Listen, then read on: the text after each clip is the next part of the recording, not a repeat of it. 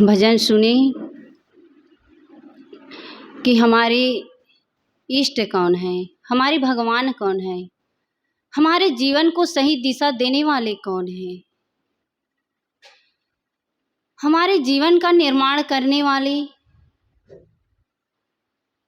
हमारा जीवन का उत्थान करने वाले और हमें जीवन में सही दिशा देने वाले केवल एक ही है, वह है गुरु, वह है सद्गुरु।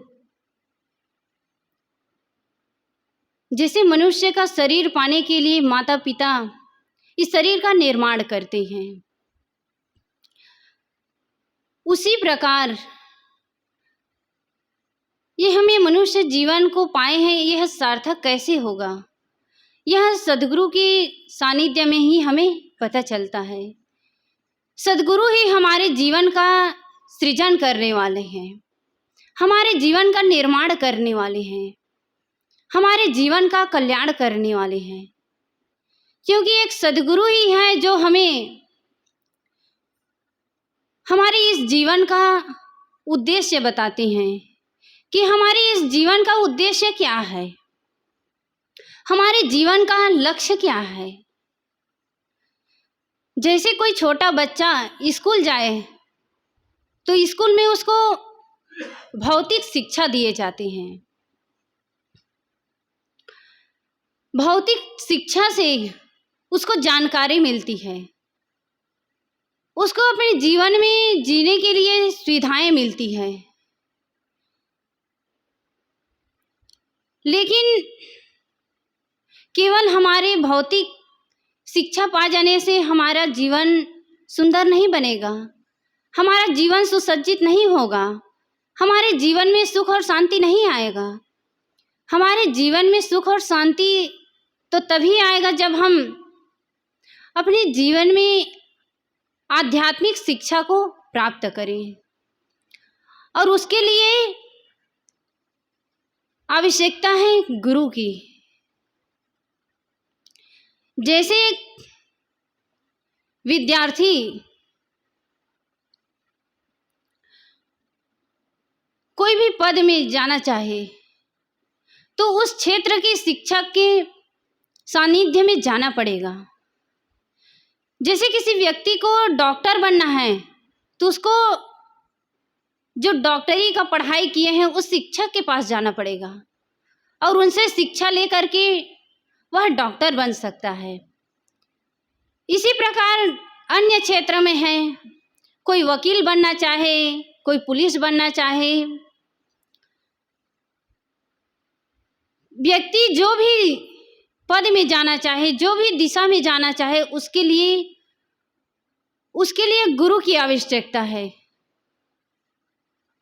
इसी प्रकार यदि हमें अपने जीवन का कल्याण करना है, अपने जीवन का उत्थान करना है, तो हमें सद्गुरु की आवश्यकता है। क्योंकि सद्गुरु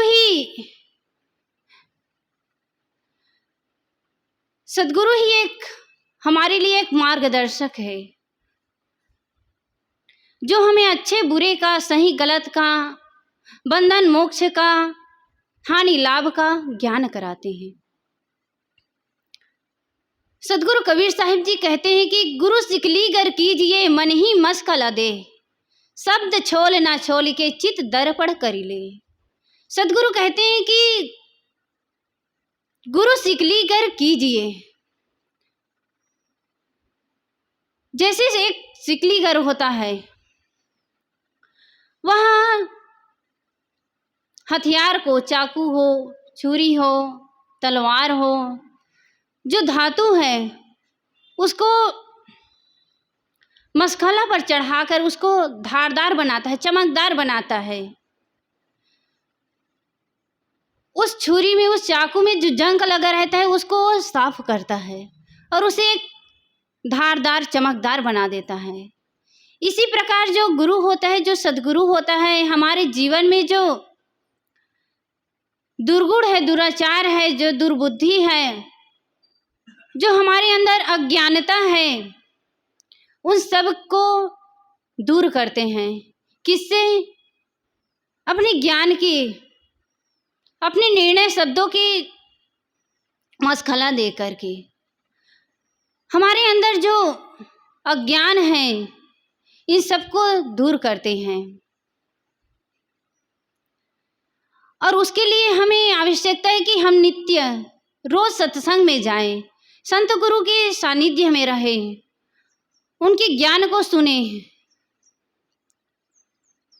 तब हमारे अंदर जो मोर्चा लगा हुआ है, जो जंग लगा हुआ है, यह धुल जाएगा।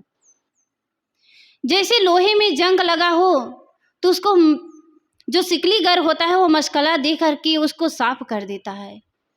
इसी प्रकार हमारे अंदर जो विकार हैं, हमारे अंदर जो दुर्गुण है, इन सबको सद्गुरु निर्णय वचनों से हमारे मन के विकारों को धोते हैं।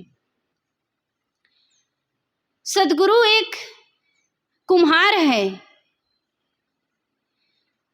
जैसे एक कुम्हार होता है, वह घड़ा बनाता है,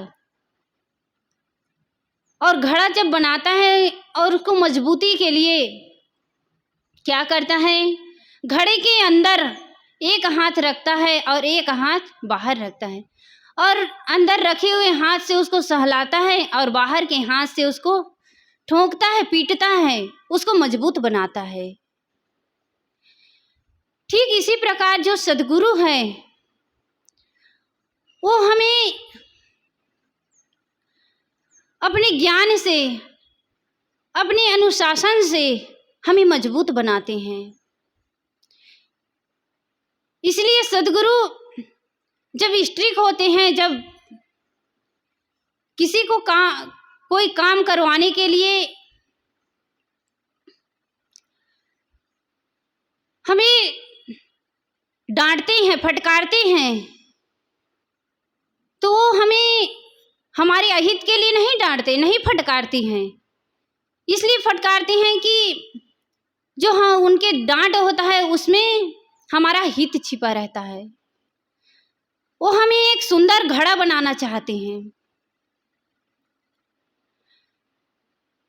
जैसे घड़ा बनाने के लिए कुम्हार उसको बाहर से पीटता है और अंदर से सहलाता है, इसी प्रकार सद्गुरु हमारे हित के लिए, हमारे कल्याण की भावना के लिए हमें डांटते हैं, फटकारते हैं, हमारे ऊपर कड़ा शासन रखते हैं, क्योंकि हमें सद्गुरु एक सुंदर, सुसज्जित और मजबूत घड़ा बनाना चाहते हैं। सद्गुरु एक शिल्पकार हैं। जैसे एक शिल्पकार अनगढ़ पत्थर को छीनी और हथौड़ी मार करके उसको मजबूत बनाता है, एक सुंदर मूर्ति का रूप देते हैं, उसको इस लायक बना देते हैं कि वो मंदिर में जाकर प्रतिष्ठित हो करके लोगों के सामने पूजे जाते हैं। एक शिल्पीकार एक पत्थर को, एक अनगढ़ पत्थर को एक मूर्ति का रूप दे देते हैं और उसको मंदिर में प्रतिष्ठित करते हैं, उसको पूजा के योग्य बनाते हैं। इसी प्रकार सद्गुरु हमें इस अपने डांट से, अपने अनुशासन से हमें अनुशासित करके हमें मजबूत बनाते हैं, एक सुंदर मूर्ति का रूप देते हैं। आज हम सब जो यहाँ बैठे हैं, आपके सामने जो बोल रहे हैं, जो भजन गा रहे हैं, जो भी कर रहे हैं, ये हमारे सद्गुरु का देन है, ये हमारे सद्गुरु संतों की देन है। आज हम जो कुछ भी हैं उन्हीं की बदौलत हैं, लेकिन हम उनकी डांट को उसका गलत अर्थ लगा लेते हैं। हमें कोई, हमारे गुरु, हमारे साहिब जी लोग हमें डांट देते हैं तो हम लोग क्या करते हैं, उनसे गुस्सा हो जाते हैं, उनसे नाराज हो जाते हैं, और यहाँ तक कि हम उनसे बोलना भी बंद कर देते हैं। क्यों? क्योंकि हमारे अंदर वो अज्ञान भरा हुआ है, हमारे अंदर अहंकार भरा हुआ है, और जब अहंकार को चोट लगता है तो इंसान सही गलत का पहचान नहीं कर पाता, क्योंकि अहंकार हमारे कल्याण के क्षेत्र में एक ऐसा बाधक है जो हमारे समूल ज्ञान को नष्ट कर देता है। तो सद्गुरु हमारे अहंकार को, हमारे अज्ञान को दूर करने के लिए एक शिल्पकार हैं। सद्गुरु को हम अनेक नाम दे सकते हैं। जैसे कवि माँ की उपमा में अनेक चीज़ों को उपमा देते हैं कि माँ तो चंद्रमा की भांति है, माँ तो सूर्य की भांति है, माँ तो पृथ्वी की भांति है, इसका उपमा देते हैं। इसी प्रकार सद्गुरु हमारे लिए एक डॉक्टर हैं। जो जैसे एक डॉक्टर होता है, एक सर्जन होता है, वह हमारे शरीर के रोगों को दूर करता है। हमारे शरीर में कहीं फोड़ा हो जाए, उस पर मवाद भर जाए, तो डॉक्टर उसको उस फोड़े के मवाद को निकालता है। जब उस फोड़े के मवाद को निकालता है तो हमारे शरीर को असहनीय पीड़ा होता है, लेकिन डॉक्टर उस समय हमारे उस दर्द को नज़रअंदाज कर देते हैं। वो उस पर ध्यान नहीं देते हैं, क्योंकि वो जानते हैं कि यह दर्द थोड़ी देर के लिए है। लेकिन यदि उस घाव से, उस फोड़ा से उस मवाद को ना निकाले तो वह घाव, वह फोड़ा कैंसर का रूप ले लेगा और हमारे यहाँ तक कि हमारी मौत की भी जिम्मेदार हो जाएगा। इसलिए डॉक्टर उस समय हमारे जो क्षणिक दर्द है उसको ध्यान नहीं देते हैं, बल्कि हमारे जो अंदर फोड़ा हुआ है उसके मवाद को निकालते हैं। इसी प्रकार जो सद्गुरु है, जो गुरु है, हमारे अंदर जो विकार रूपी फोड़ा है, हमारे अंदर जो दुर्गुण रूपी फोड़ा है, उसके अंदर जो मवाद भरा है उसको निकालते हैं। और वह कैसे निकालते हैं? हमें तपा करके, हमें डांट करके, तब हम कहीं जा कर के हमारा शरीर, हमारा मन स्वस्थ होता है, हमारा मन निर्मल होता है, सुंदर होता है, और इससे हमारा जीवन भी सुंदर, निर्मल और पवित्र होता है। और सद्गुरु के बताए मार्ग पर चलेंगे तो निश्चित ही हमारा कल्याण होना दूर नहीं, हमारा कल्याण दूर नहीं है, हमारी मुक्ति दूर नहीं है। तो सद्गुरु कहते हैं कि गुरु सिकली घर कीजिए, मन ही मशकला दे, शब्द छोल ना छोल के चित दर्पण कर ले। हमारे अंदर जो दुर्गुणों की मोर्चा लगी हुई है उसे सद्गुरु अपने ज्ञान से झड़ा देते हैं, उसको दूर कर देते हैं और हमारे चित्त को दर्पण के समान स्वच्छ कर देते हैं। सद्गुरु कहते हैं कि गुरु सिकली घर कीजिए, मन ही मशकला दे, शब्द छोल ना छोल के चित दर्पण करी ले। हम अपने जीवन में गुरु बनाएं। गुरु तो हमें अनेक मिल जाएंगे, क्योंकि हमें जब से हम जन्म लिए हैं तब से हमें गुरु मिल रहा है। बचपन से लेकर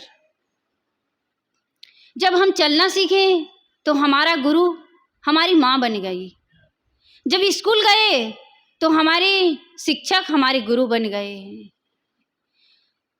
लेकिन ये केवल हमें भौतिक जीवन जीने के लिए बताते हैं, लेकिन हमारा वास्तविक गुरु बनाना तब सार्थक होता है जब हम अपने जीवन का कल्याण करना चाहें, और उसके लिए आवश्यकता है सद्गुरु की। सद्गुरु हमारे जीवन का उत्थान करने वाले हैं, हमारे इस मानव जीवन को सफल बनाने वाले हैं। इसलिए हम सद्गुरु की शरण में जाएं, उनके सानिध्य में रहकर अपने जीवन का कल्याण करें। तब इस मानव जीवन की सार्थकता है, तब इसकी महत्ता है। नहीं, यह मानव शरीर तो अनेक जीव पाए हैं, अनेक व्यक्ति पाए हैं, लेकिन इसके महत्व को कोई बिरला ही जान पाता है। जो सत्संग करेगा, जो सज्जनों की संगत करेगा, वही इस मानव जीवन की सार्थकता को समझ पाएगा। तो हम अपने जीवन में गुरु बनाएं, सद्गुरु बनाएं और अपने इस मानव जीवन का कल्याण करें। बस इन्हीं शब्दों के साथ मैं अपनी वाणी को विराम देती हूँ। बोलिए सद्गुरु देव की जय।